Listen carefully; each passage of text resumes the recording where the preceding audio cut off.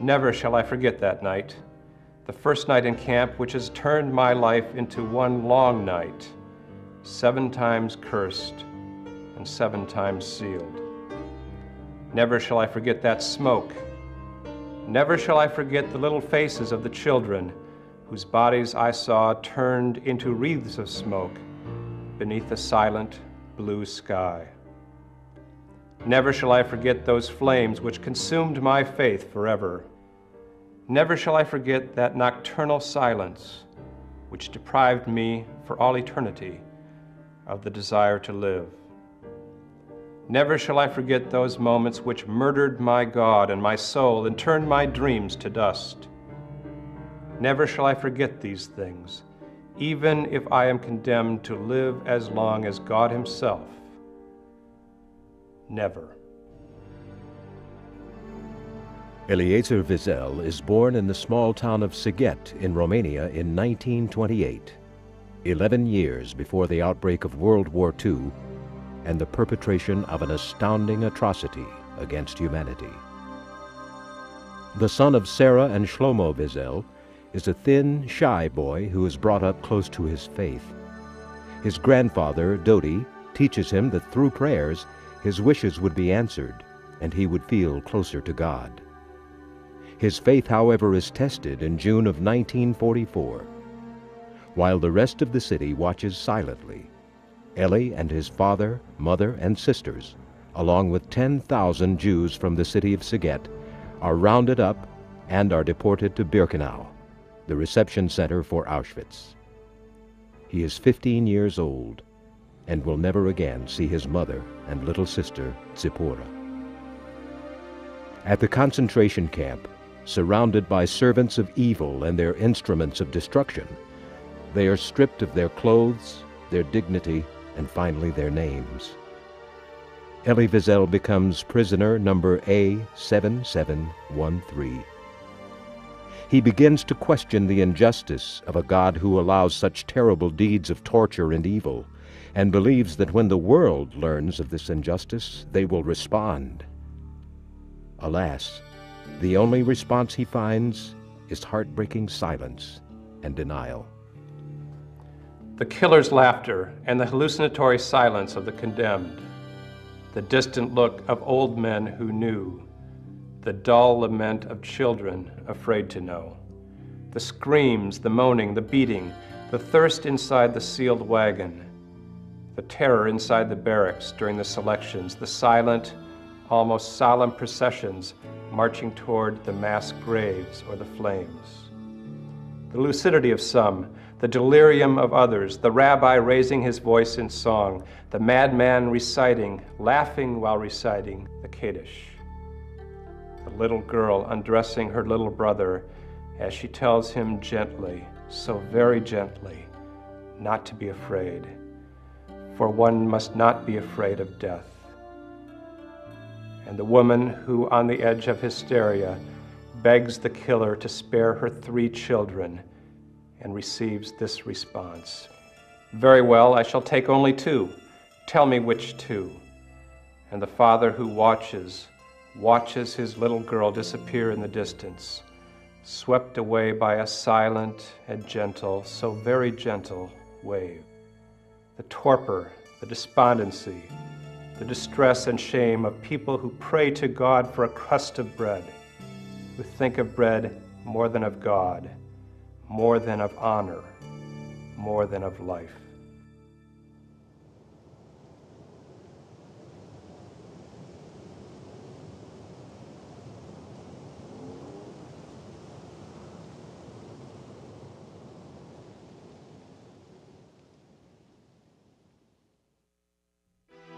Elie and his father are transported from Auschwitz to Buna, and then to the camp in Buchenwald, where his father, Shlomo, dies in January of 1945.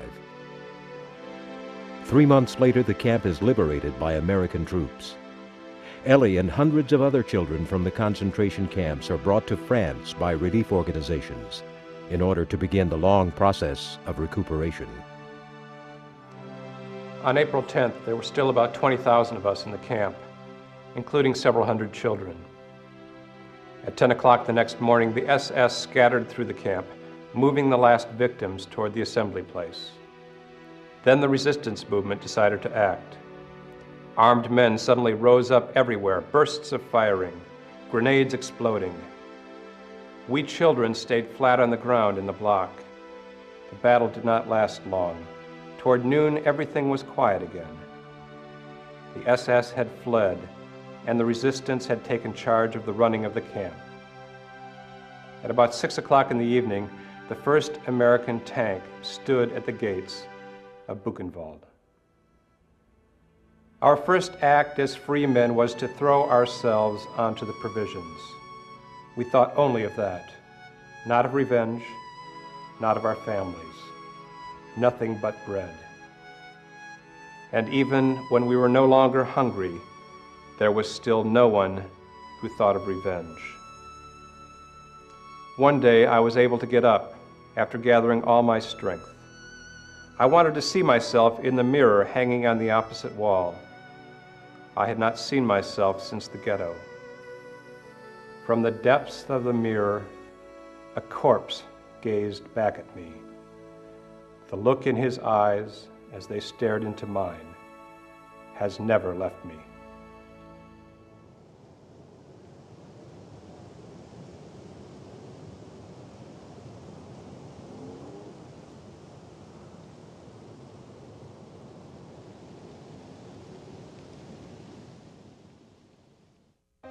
Elie has no family and no home to return to, so he stays in Paris.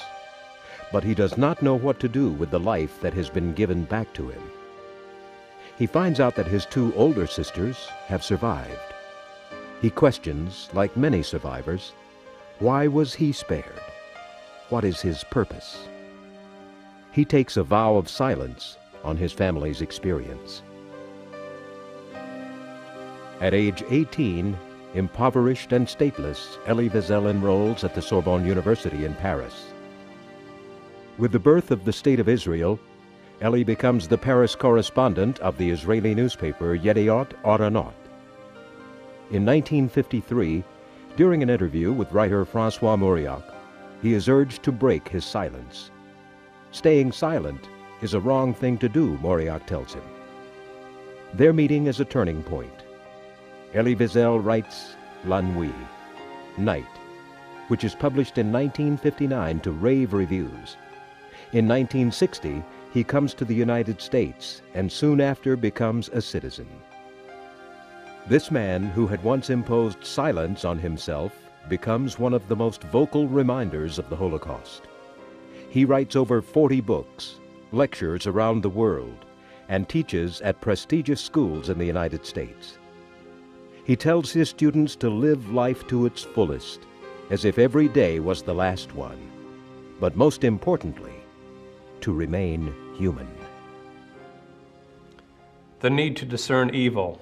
In times of stress, we must at least know the difference between evil and what is not evil. We cannot allow evil to take on the mask of good. Why was the Nazi era so horrifying?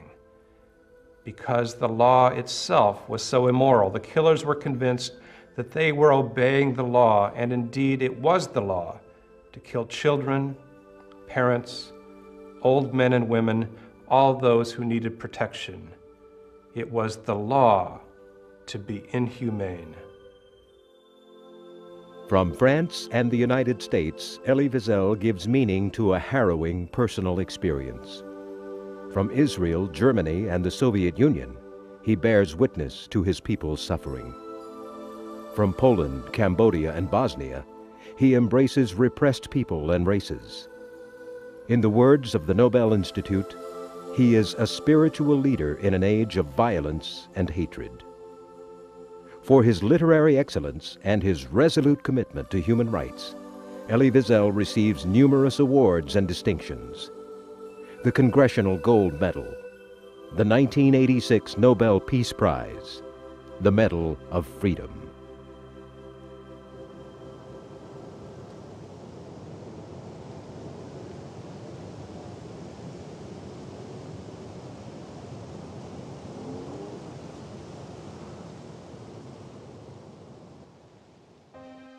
The Athenagoras Award for Human Rights is presented by the Archons, Order of St. Andrew of the Ecumenical Patriarchate, to those dedicated to human rights and religious freedom around the world.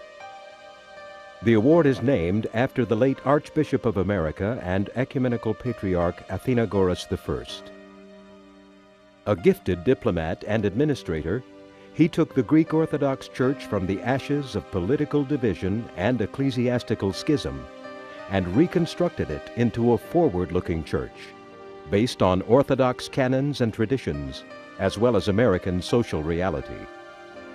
As Ecumenical Patriarch, he acted upon his vision of reconciliation and ultimate reunification of Christian churches to establish a new era in inter-Orthodox and interfaith relations. He has been called a prophet of reconciliation. This year's recipient, Elie Wiesel, is recognized for his exemplary concern and action on behalf of the Nazi war victims, and his dedication to the human rights of all people, regardless of race, color, or creed. He is an agitator of our collective conscience, and above all, an advocate of humanity. And what about our dreams? They have turned into nightmares. The past evokes remorse. The future invites anguish. Civilization goes through its most acute and perilous crisis. Wars ravage the world. Yesterday's ideals are smashed. Yesterday's rebels seek respite. The age of hypocrisy has been succeeded by that of indifference, which is worse, for indifference corrupts and appeases. It kills the spirit before it kills the body. It has been stated before, it bears repeating. The opposite of love is not hate, but indifference.